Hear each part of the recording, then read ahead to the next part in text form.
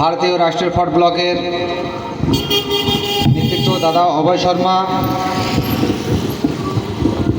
আপনাদের স্থানীয় এই পাড়ার ছেলে, ঘরের ছেলে গুরুপদ দাদা,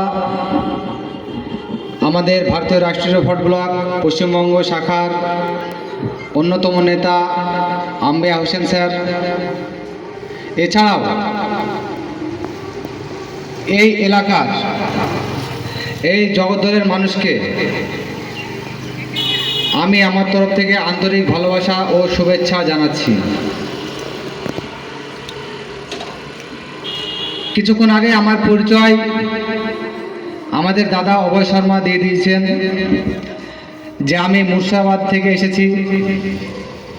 হ্যাঁ, আপনারা ঠিকই শুনেছেন, আমার বাড়ি সুদূর মুর্শিদাবাদ জেলা, থানা নওদা। আমি সেই নওদাতেই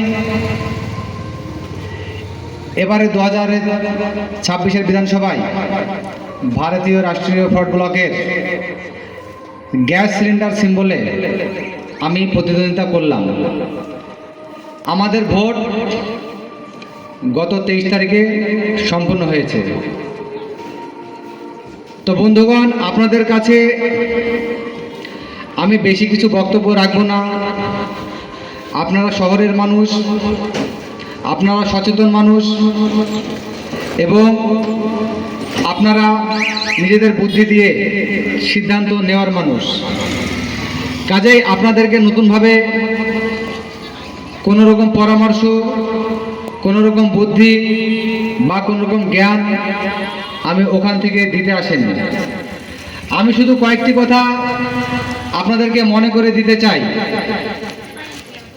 যে কথাগুলো আমাদের বর্তমানে যে সব রাজনৈতিক দল এই দেশের শাসন ব্যবস্থা গ্রহণ করেছে, যারা আমাদের উপরে শাসন করছে, তারা ভুলে দিতে চাইছে।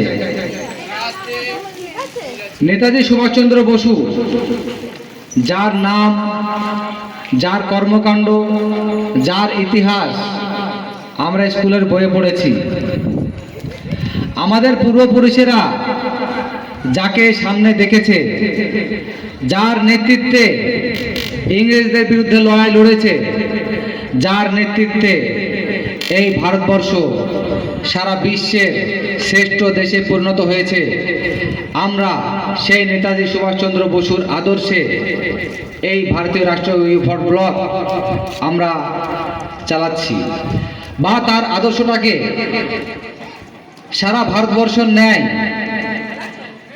পৃথিবীর সামনে তুলে ধরার চেষ্টা, লড়াই আমরা চালিয়ে যাচ্ছি।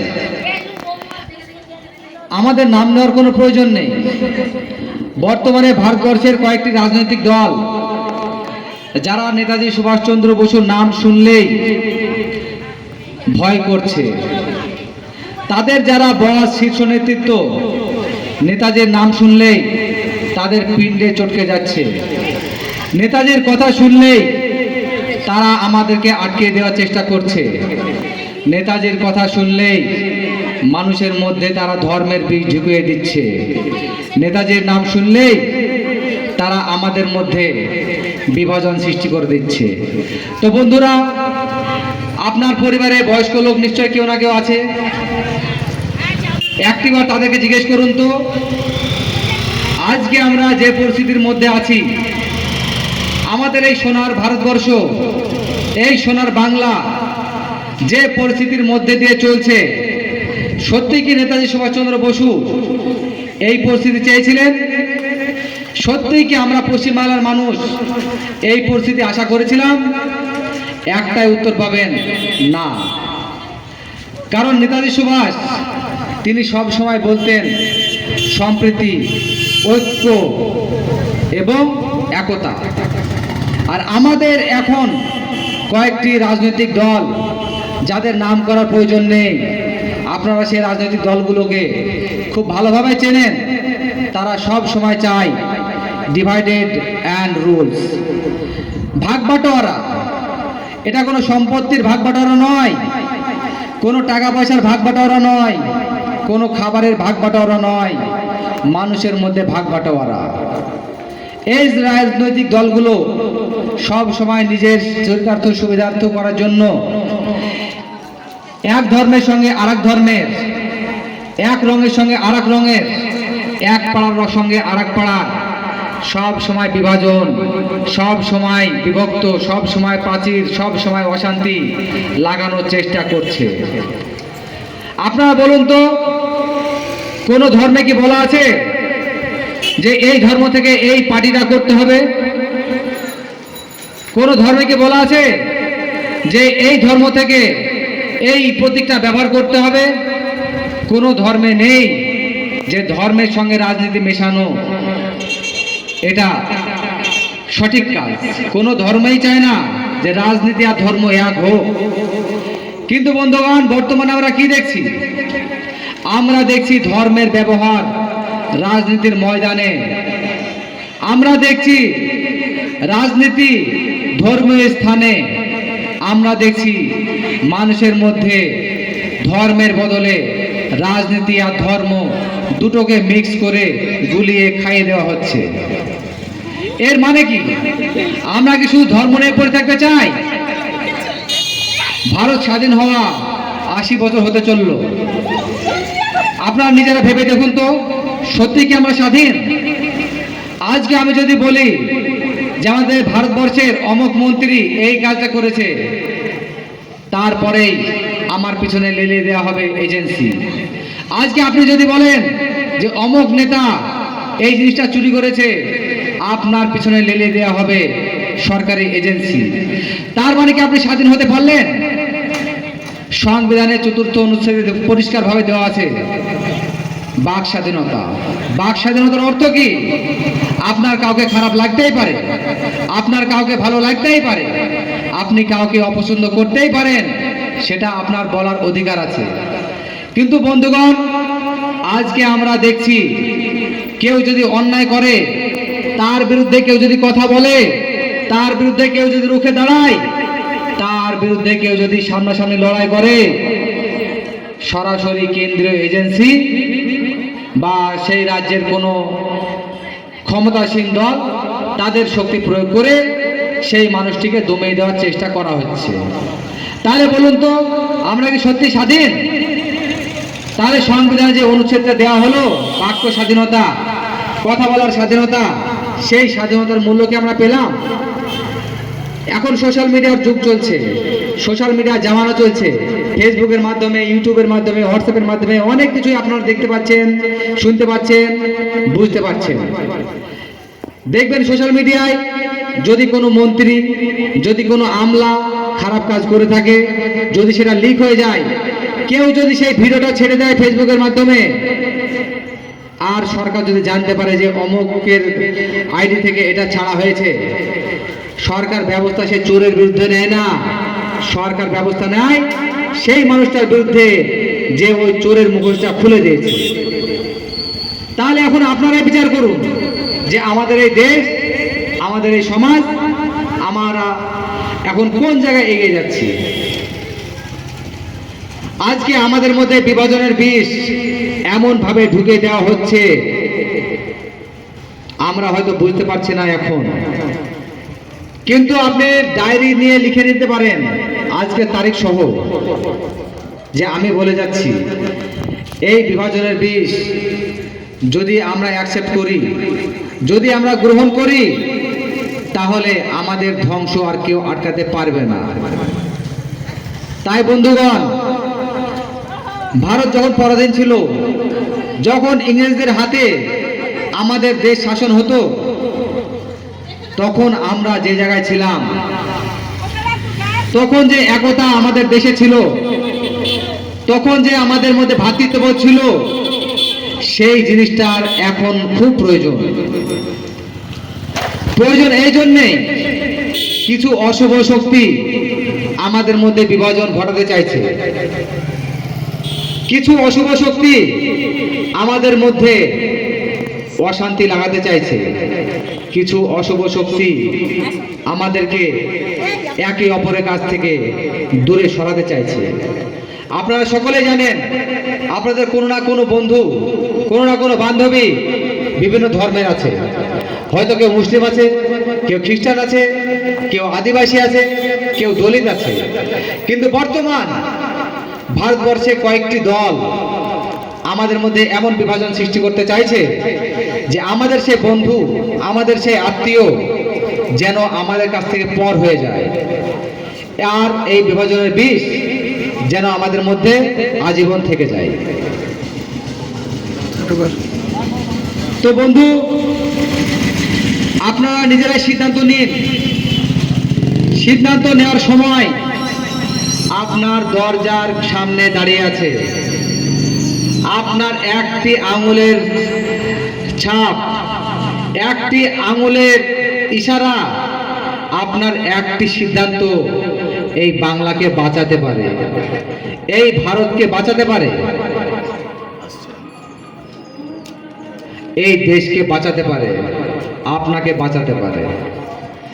এই দেশে কিছু লোক আছে যারা ভণ্ড সেকুলার, তারা আপনার সামনে এমন ভাবে থাকবে, আপনাকে এমন ভাবে বোঝাবে যেন একটা ধর্মের লোক আপনার শত্রু, একটা জাতির মানুষ আপনার ক্ষতিকারক। ইতিহাসের দিকে নজর রাখুন, ইতিহাসটা শুনুন, ইতিহাসটা পড়ুন। আমাদের এই দেশে সাম্প্রদায়িকতার, হিংসার, ভেদাভেদের কোনো জায়গা ইতিহাসে নেই। আর এই সাম্প্রদায়িক দলগুলো যতই চেষ্টা করুক, ইতিহাসে তারা এটাকে কোনোদিনই তুলতে পারবে না। ভারতের সংবিধান অত সহজ, অত দুর্বল নয়। এরা মনে করছে ভারতের সংবিধানটা আমরা পাল্টে দেব, ভারতের মানচিত্রটা আমরা পাল্টে দেব, ভারতের মানুষকে আমরা বদলে দেব। আমরা যেটা বলবো ভারতের মানুষ সেটা শুনবে, আমরা যেটা বলবো ভারতের মানুষ সেটা মানবে, আমরা যেটা বলবো দেশের মানুষ সেটা শুনবে। তবে বন্ধুগণ, আপনাদেরকে একটি কথা বলে দিতে চাই একদম স্পষ্ট ভাষায়, ওদের ওই স্বপ্ন কোনোদিনই পূর্ণ হবে না। এটা বাংলার মাটি বন্ধু, বাংলা আজ যেটা ভাবে ভারত সেটা কাল ভাবে। কাজেই তারা যে ভাবছে বাংলা দখলের স্বপ্ন, সেগুলো কিন্তু বালি, সেগুলো বালি।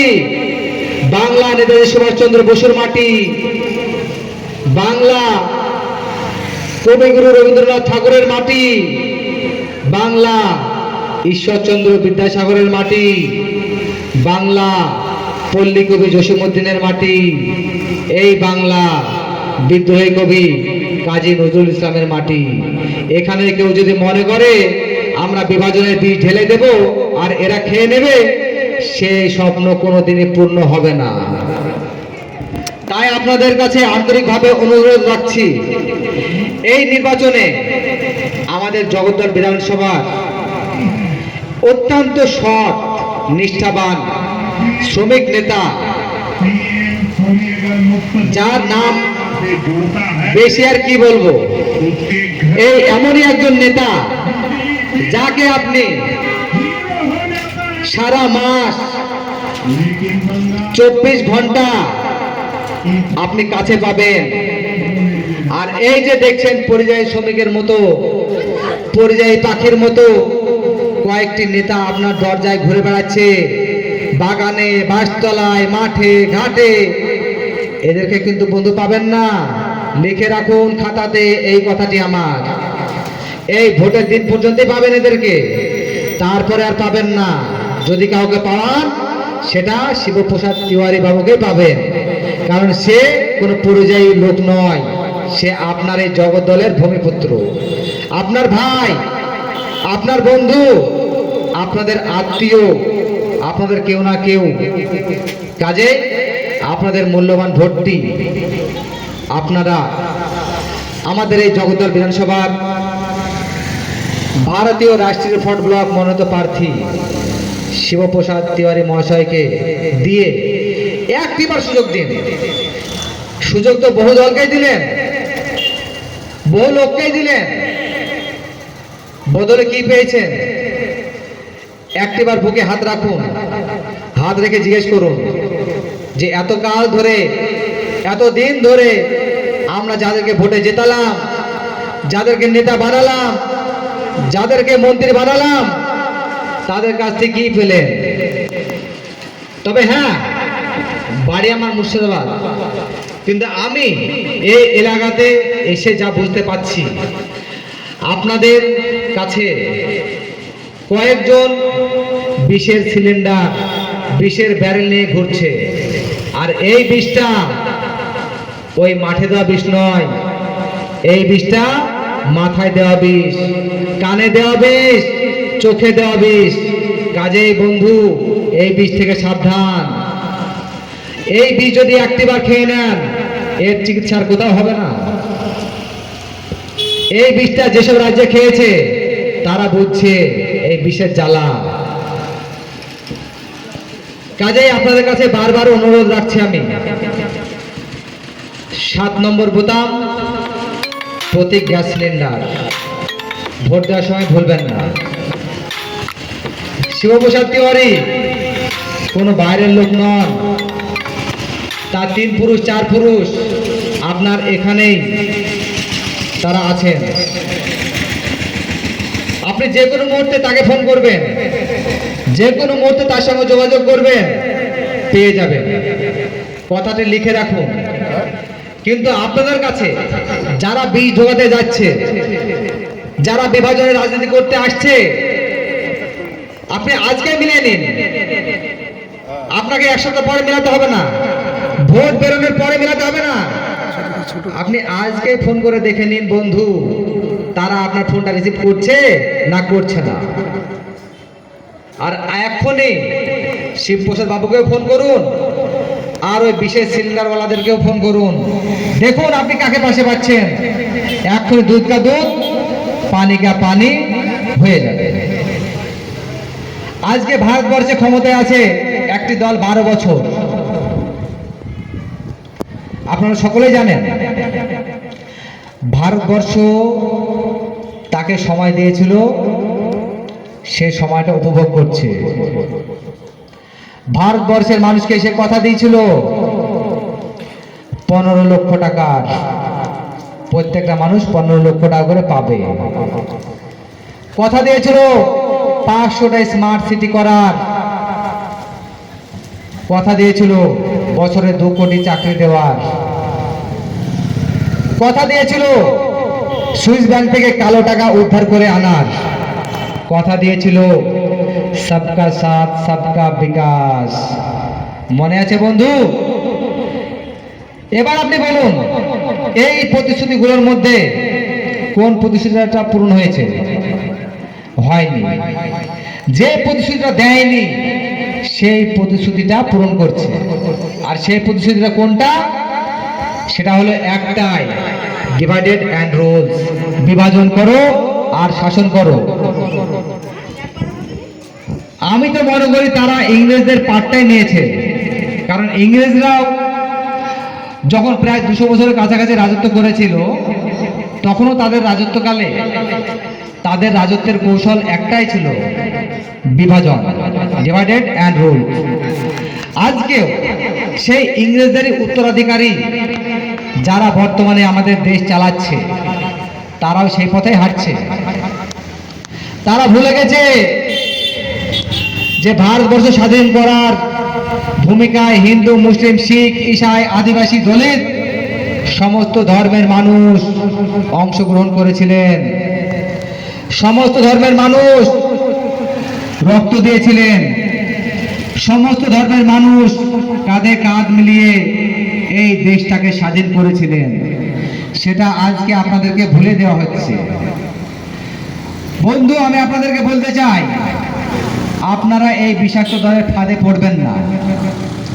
এই বিষাক্ত দলের ফাঁদে যদি একবার পড়ে যান, এই ফাঁদ থেকে উদ্ধার হতে কিন্তু আর পারবেন না। সেদিন পস্তিয়ে কিন্তু আর কোনো লাভ হবে না।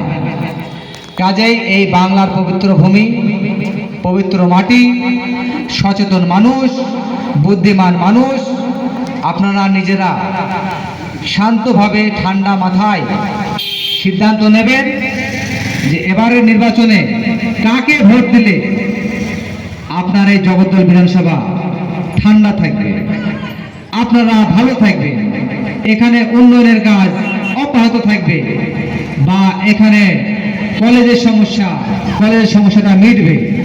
এখানে এসপি তেওয়ারি বাবু, যিনি ইএসআই হাসপাতাল নির্মাণ করার কাজ শুরু করে দিয়েছেন অলরেডি,